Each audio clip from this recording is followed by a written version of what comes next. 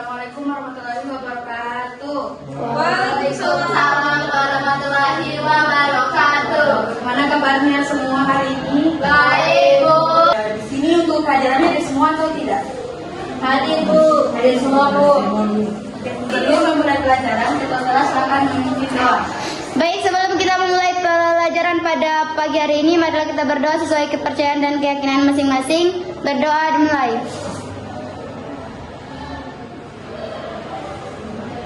Berdoa selesai. Bu ya, saya persiapkan materi saya.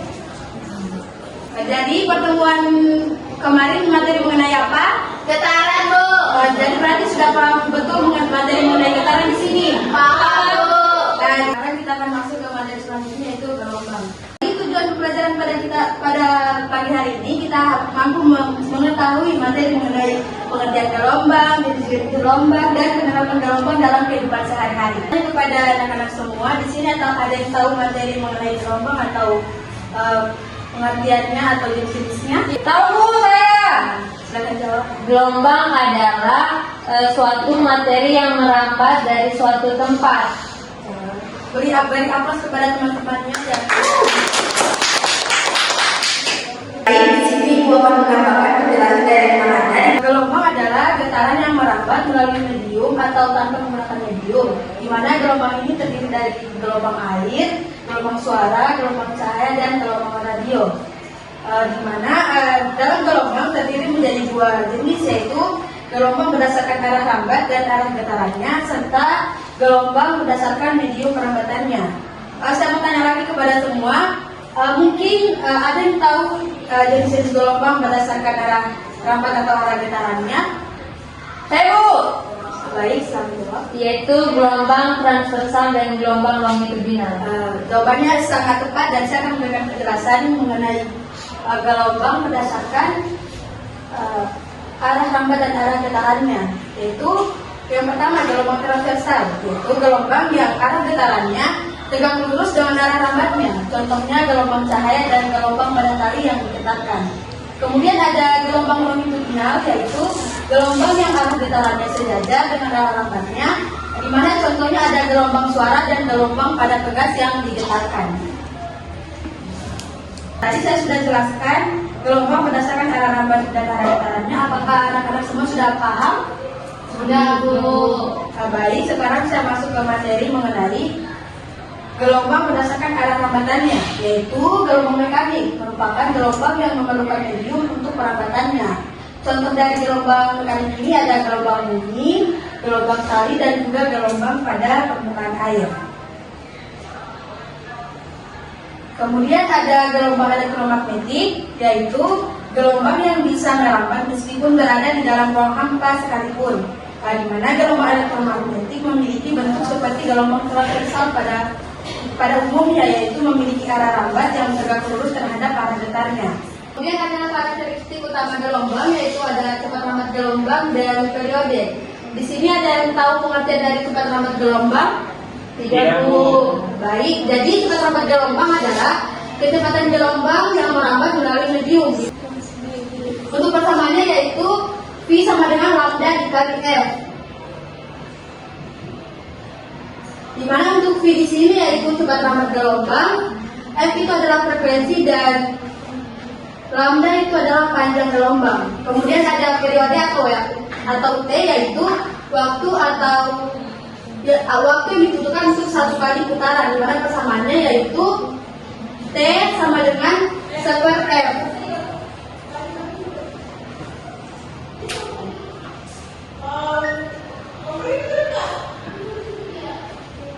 Kemudian ada sifat-sifat gelombang. Di sini terbagi menjadi 4 sifat. Di antaranya pertama ada refleksi atau pemantulan.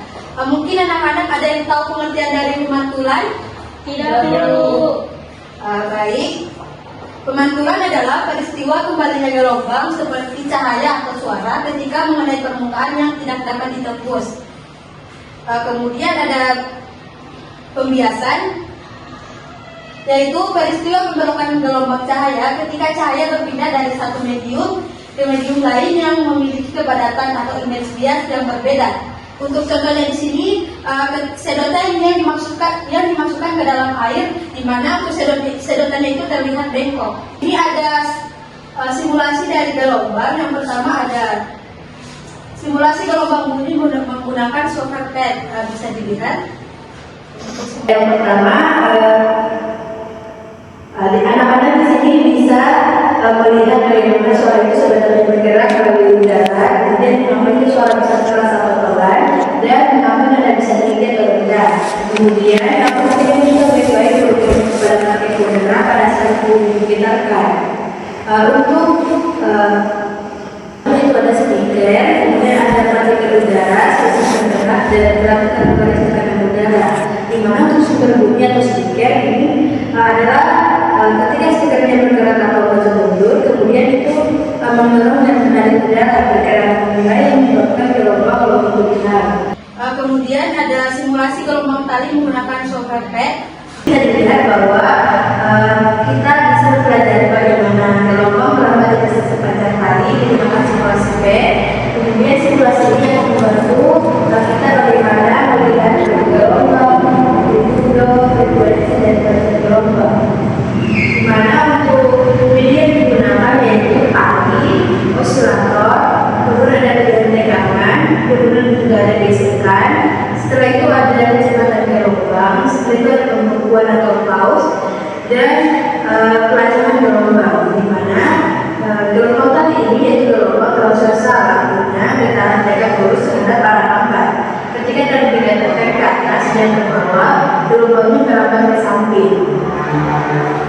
Kemudian kita masuk ke uji pengetahuan. Saya mengajak kepada adik anak-anak semua untuk menguji pengetahuannya apakah sudah paham dengan materi yang saya paparkan. Baik, Bu. Apakah sudah siap? Siap.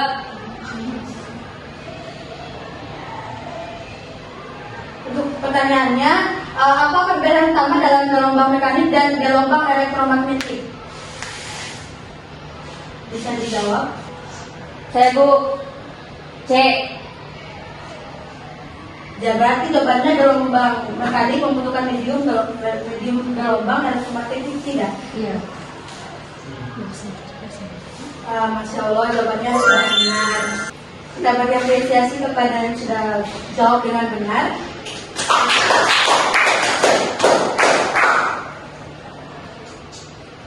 Jadi gelombang mekanik itu selalu membutuhkan medium seperti udara, air atau benda padat. Sedangkan gelombang elektromagnetik tidak butuh medium dan bisa merambat di ruang hampa. Misalnya itu cahaya matahari yang sampai ke bumi. Mulai pada materi gelombang untuk pertemuan hari ini, yaitu gelombang adalah fenomena alam yang penting dan memiliki banyak aplikasi dalam kehidupan sehari-hari. Pemahaman tentang semesta gelombang memungkinkan kita untuk mendapatkan teknologi yang bermanfaat bagi masyarakat. Dengan menggunakan teknik simulasi, kita dapat mensimulasikan dan menganalisis bagaimana gelombang dalam kehidupan sehari-hari. Baik, untuk materi hari ini kita cukupkan sampai di sini. Saya harap kepada anak-anak semua bisa mengerti materi yang saya paparkan hari ini. Terima kasih. Terima kasih, Bu. Terima kasih, Bu.